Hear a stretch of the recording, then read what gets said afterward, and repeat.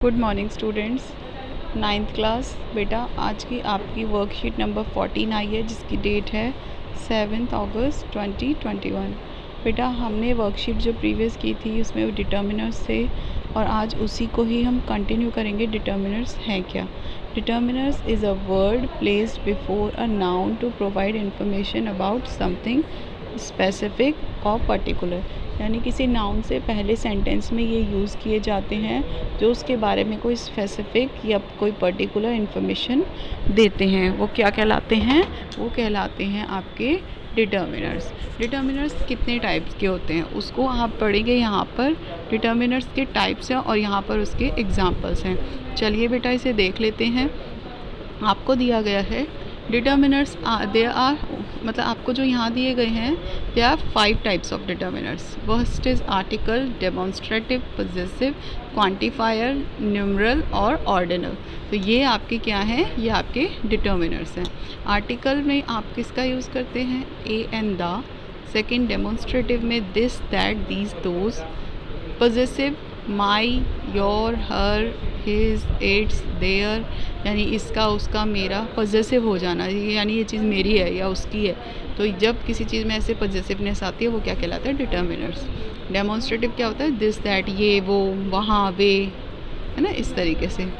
Quantifier, quantifier को आप कैसे देखते हैं? Some, any, much, many, lots of, few, यानी जिसकी कोई मतलब कुछ ऐसी है क्वांटिटी जिसको आप सम, एनी, कुछ मतलब काउंट नहीं कर सकते हो आप उसे। वो काउंटेबल और अनकाउंटेबल दोनों तरीके के होंगे ये। जैसे कि आप किसी की दूध है वो थोड़ा है, या बुक्स हैं मैनी बुक्स, है ना, इस तरीके से आपके लिए। तो आप सम मिल्क, मैनी बुक्स, है ना, इस तरीके से आप यूज़ कर सकते हैं इन्हें। तो ये क्या कहें? आपके quantifier determiners. Last one is numeral and ordinal. Numeral यानी जिसमें आप किसी चीज़ की नंबरिंग करें, 1, 2, फर्स्ट, सेकंड, ये न्यूमरल है या ऑर्डिनल है। ऑर्डिनल क्या होते हैं? आपके फर्स्ट, सेकंड, और न्यूमरल क्या है? 1, 2, इस तरीके से। ठीक है, ये आपके हो गए डिटर्मिनर्स टाइप्स। अब बेटा इसमें आगे चलते हैं। अब आपको you have already practice article in previous worksheet. In this worksheet we will learn about demonstrative determinants. अभी हम इसमें किसके बारे में पढ़ेंगे? demonstrative determinants के बारे में। They show where an object or person is in relation to the speaker। जहाँ पर आपको दिखता है, आप क्या शो करते हैं वो, कि किसी ऑब्जेक्ट का या पर्सन का रिलेशन क्या है उसके स्पीकर के साथ में। चलिए बेटा देख लेते हैं डिटर्मिनर्स। दिस, इसका यूज़ देखते हैं first. This is singular, proximal यानी near, demonstrative, use to refer to single object, person, place और आइडिया। यानी पास में, नियर, प्रॉक्सिमल, जो कोई चीज़ आपके पास में है, कोई ऑब्जेक्ट है, कोई पर्सन है, कोई प्लेस है या कोई आइडिया, उसके लिए आप क्या यूज़ करेंगे? दिस का।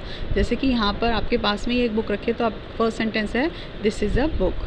सेकेंड है I really like this song, मैं इस सॉन्ग को बहुत पसंद करता हूँ, मतलब इस तरीके से कोई आइडिया है आपका। ठीक है। That, this, that is singular, distal यानी रिमोट और far, demonstrative, use to refer to singular object, person, place और आइडिया।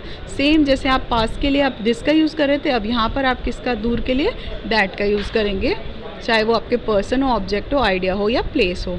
एग्जाम्पल देख लेते हैं बेटा। Put the table next to the sofa, जो टेबल है उसे कहाँ रख दो? नेक्स्ट टू दैट सोफ़ा, यानी वो सोफ़ा, जो वो सोफ़ा रखा हुआ है, दूर रखा हुआ है। यानी I would buy that book pen, that black pen, मैं वो ब्लैक पेन खरीदूँगा, यानी कोई चीज़ दूर है उसको आप इशारा करके बता रहे हैं मैं वो ब्लैक पेन खरीदूँगा।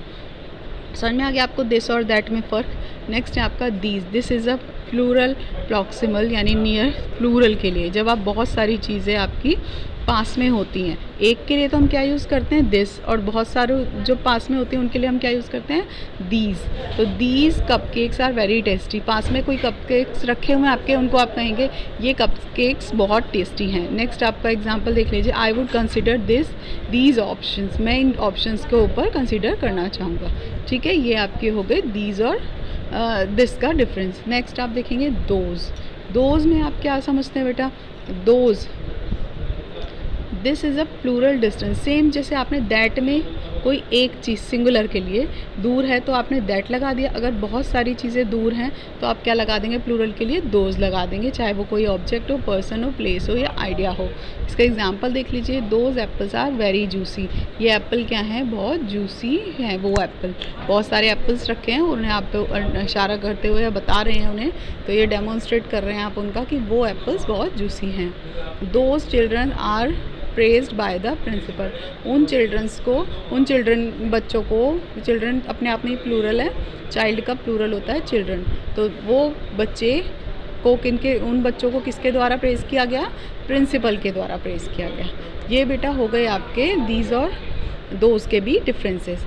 अब इसके बेस पर आपको यहाँ पर क्या दिया हुआ है, हमेशा की तरह आपको एक एक्सरसाइज दी हुई है जिसे आप एज ए होमवर्क करेंगे। इस होमवर्क को करने के लिए जो ऊपर मैंने रूल्स आपको सिखाए हैं उनके बेस को कंसिडर करते हुए आप इन्हें फिल करेंगे। First, my mother stitched that dash में क्या आ जाएगा, red dress for me. This red dress मतलब मेरी मदर ने ये स्टिच किया है। दिस कोई ड्रेस है आपके पास में, आप उसको कर रहे हैं, तो ये यहाँ पर आप उसको कैसे बताएंगे, ये दिस आ जाएगा फर्स्ट में। इसी तरीके से आप बाकी की एक्सरसाइज भी अपनी सेंटेंसेस फिल करेंगे। तो और आज का आपका हमेशा की तरह कोविड मैसेज क्या है, keep maintaining physical distance of 6 feet और 2 यार्ड्स, यानी आपको 6 फीट की दूरी कम से कम रखनी चाहिए या 2 गज की दूरी। तो बेटा ये आपके आज का कोविड का मैसेज था।